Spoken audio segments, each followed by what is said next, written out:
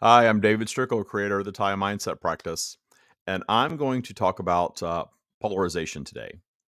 We see examples of polarization everywhere. In fact, it's very prevalent within the matrix to be expected to take a side on just about every topic, especially major topics. We have to believe that one side is right and the other side is wrong. That is a sign of polarization, and that polarization is what creates separation from source consciousness, and it's designed that way. So there's nothing wrong with polarization, but I believe we are in a time of hyperpolarization. In fact, I know we are. It doesn't take much interaction on social media to see that there's always this two-sided mindset about everything. It's as if you're not allowed to just appreciate both sides. We are told over and over again, you have to take a side in this. If you don't take a side, then you're part of the problem, especially with things like politics. So when you are seeking to lift your vibration and seeking to make a higher vibration a way of life, you are going to move yourself out of that matrix. And as you move out of the matrix, you're going to find yourself not needing to take sides so much, not needing to have an opinion, not needing to criticize. Because when you are looking upon everything in authentic appreciation, you are expressing source. You are a being of source. You're always a being of source, but you're not allowing your ego to overshadow that state of being. I should say that. When you are a being of source and you are appreciating all that is, you are not controlled by the matrix. No one is able to lower your vibration with an opinion because you appreciate all opinions.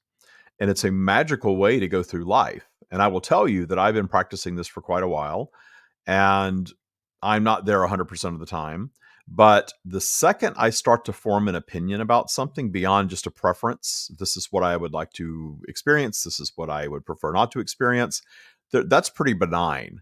Having that preference for something is a pretty benign vibration. It's not really dipping down into a lower vibrational state of stress or anger or rage or anything of that nature. It's that strong opinion that the thing that is not your preference shouldn't exist. That's hyperpolarization. It's fine to have a preference. Our ego serves as a discerner of preference. That's what that mechanism is all about, so that we can manifest in a physical environment and discern things that are our preference, the things that we want to experience in physical, and discern things that are simply not our preference. But we have been taught, humanity has come up with this notion that that which is not our preference shouldn't be. And that's hyperpolarization. Humanity has created that hyperpolarization. I believe that it served a purpose for a while. I believe the all of these structures that we created, organized religion and boundaries and nations and all of the educational tools and all of these things that tend to separate people, that allowed us to move forward in technology to a certain place where we no longer need that. So what we are seeing in hyperpolarization really is the matrix, which is a vibration. It's energetic, sort of flexing its muscles, trying to draw us back in, saying that this is a well-established vibration that humanity has created and it doesn't want to die. It wants to stick around.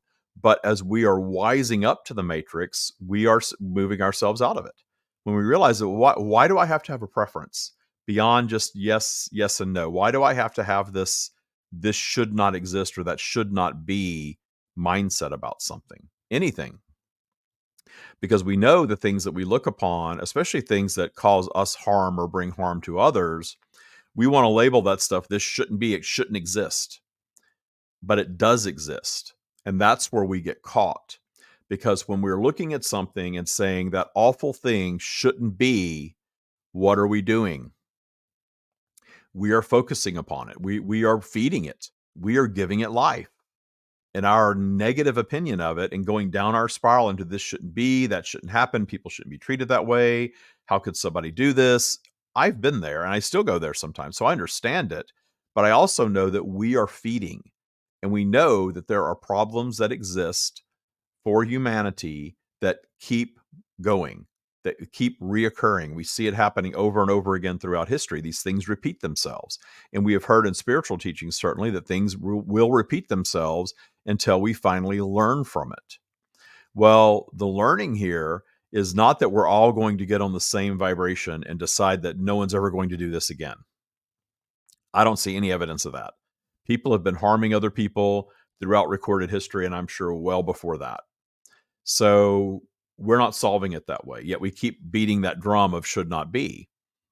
But what I have noticed in my own life, that when I stop labeling something as should not be, it tends to lose its power and ultimately it fades away.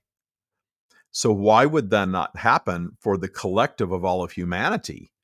Because that's all humanity is a collective consciousness of human egos that we are collectively focusing on something. And now that we have these tools to communicate, we have the internet, we have television, we have all of these things where we're receiving information all the time and forming these opinions. And now we can comment.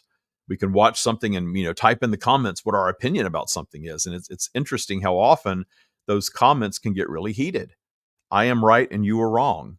You're an idiot because you don't believe the way that I believe.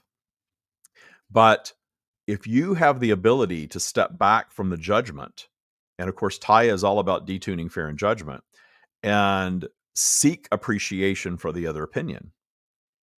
Why? Why does someone want to terrorize other people? What's the why behind that? What's the belief system behind that? And what you will find is that in your heightened understanding of the thing that you're labeling even evil or just unwanted, you will start to detune it. It will not hold the same power over you. So why in the world would humanity not be able to collectively come together and do the same thing? Well, we're not fully out of that belief system, certainly. And what I see happening is the more we move ourselves out of the matrix, the more the matrix sort of wants to come for us. Oh, yeah, you think you're going to get out of the matrix? You think you're going to not judge something it should not be? Well, what about this? Or you're just going to see more of it. I understand that when you're early in your spiritual practice, whether it's TYA or something else, it doesn't matter. There seems to be a period that most people go through where they really want to shut everything down. I don't watch the news anymore. I stay off of internet. I understand that because I have gone through that phase of my practice where I still don't really watch the news. I turn on the news for a couple of minutes. I'm like, wow, this is just like fear, fear, fear, fear, fear, something else to fear. When my father passed away a few months ago, I rented a house for his funeral, and my stepmother stayed there with us. And she, of course, is older than me, and she's really into the evening news, the local evening news. And we turned on the local news, and I was just amused by it. This bad thing's happening and that bad thing, and this bad thing's going to happen to you too. And she was just completely tuned into that. I can watch that now and not be drawn into the narrative. But I know before I was where I am today in my practice, it was not a good thing for me to consume that. And what I want you to think about is becoming so aware of where you are vibrationally in every moment of every day, which is the basis of the TYA practice and other spiritual practices as well. But being so keenly aware of your vibe. And when you're doing things like meditation and appreciation exercises, and you're steadily moving your default vibration higher and higher and higher, when you dip down, it's going to be more noticeable. That negative feeling, that little ting of a negative feeling, is something that's going to be really uncomfortable when you keep yourself in a higher state of being. And that first little click down your spiral is something that you absolutely notice. You're triggered a little bit. You feel a little bit worse. You're not as feeling as harmonious as perhaps you were just a few moments ago. And instead of racing down your spiral in judgment of what you're observing, oh my gosh, this is terrible. This is awful. This shouldn't be. I need to turn this off. Or worse yet, I need to stay glued to it and continue to judge it because it makes me feel empowered somehow. That's a learned behavior. You've taught yourself to do that. We all did. We were all raised that way. But when you allow that first little notch down your spiral to be like a warning light in your car that pops on and says, hey, something's out of alignment with your desires here. That's all that is. Something is out of alignment with what you find harmonious. Allow that to be something that creates a reaction of why. What am I observing? Why am I having this response? Not reacting to what you're observing, especially if you're observing something on a screen.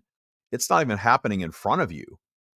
Yeah, I've had pretty significant things happen right before my eyes, in real time, and my reaction to that wasn't as triggered as because you're in the moment as observing it on a screen. Why is that? Because we're observing something that we're not even part of the vibration. We were just in the right space to happen upon it. And there it is triggering us down our spiral. And so we go plummeting down our spiral in judgment, really because you're in this safe space where you're not really having to worry about yourself and you're just choosing to have that experience. But you taught yourself to do that. And the reason that I'm saying that is because you can then teach yourself to have a different reaction.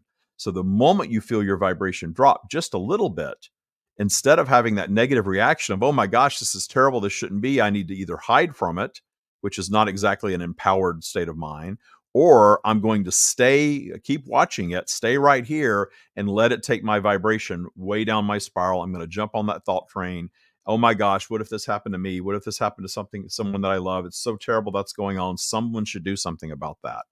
Well, vibrationally, you're just having your own personal experience and you're certainly not helping the situation by going down there because everything is energetic. You contributing negative energy toward it is attention. And the universe answers yes to everything. So attention is always going to mean more of the same. The universe is saying yes to everything that we vibe with because everything is an energetic creation first. And we know the universe is not a judgmental entity because bad things happen to good people. That's how we know. The universe is delivering on vibration, on thought, not on fairness, not on worthiness, not on whether this person deserves it because of how they live their life or not. Obviously not. So the universe is just delivering on thought, and the collective thought holds a lot of power. So our collective thought keeps things alive in our lives and for all of humanity. So when you train yourself to notice the vibrational dip, just a little bit of vibrational dip, and catching yourself and asking, why am I going down my spiral right now? Why am I lowering my vibration? If you need to turn it off, turn it off. Better to turn it off than to let something beat you up emotionally, certainly. But getting yourself to a place where you don't even have to do that anymore. And what will happen, because if you're having to shut things down, that means there is this active belief system in you that's going to create more things like that. So you see something that sends you plummeting down your spiral. You have this judgment about it. It should not be. And just because you turn it off doesn't mean that it's not going to continue to happen. And it doesn't mean that it's not going to continue to haunt you. And it certainly doesn't mean that you're not going to witness something like that again. Because as long as you're judging it as should not be, you're feeding it for yourself and for others, you're going to keep experiencing it until you're able to observe it, step back from it, appreciate it. And when I say appreciation, it doesn't mean, oh my gosh, it's so great that this person's being abused. That's not what appreciation means in the way that we use it. Appreciation means deep understanding. On 9/11, I'm old enough to remember 9/11 very well. It's been a long enough time now to where some people don't. I remember all of the fear that went around all of that. And the day that it happened, it was quite shocking. And I had a family member that was personally involved. My then partner's brother was in one of the towers. He escaped and he survived, but we didn't know that for many, many hours. So we were personally impacted by this. And I remember driving in the car. I had to go pick him up at work. He was so upset about his brother possibly being killed that he couldn't even drive himself. And I remember driving over across Jacksonville, Florida to pick him up from work to take him down to his mother's house to tell his mother, because this happened in the morning and his mother didn't tend to get out of bed until later in the day. And we didn't know if she knew or not. And we were going to go down there and tell her in person that her son was in this situation where these twin towers were already falling at this point. So I remember really being swept up in the low vibration of fear and, oh my God, what's happening? What's going on? I'm out of control. What's next? And catching myself. I did this practice way back then, and catching myself thinking, I've got to be together. I've got to be the one that's got to pick him up. I've got to take him to his mother. I may be the one that has to tell her. I have to hold myself together. So why would somebody do this? Why would somebody do this? Stepping back from the fear and anger reaction more into the understanding. And in the understanding of it, I detuned its power over me. that, okay, this is what we're doing now. This is what we're experiencing. The country is under attack, it seems, and I don't know what's going to happen next. I just have to focus on my well-being because that's all I really have control over, and the well-being of those that are around me. And being completely freaked out is not going to help anything right now. So I remember using that tool and it being so effective.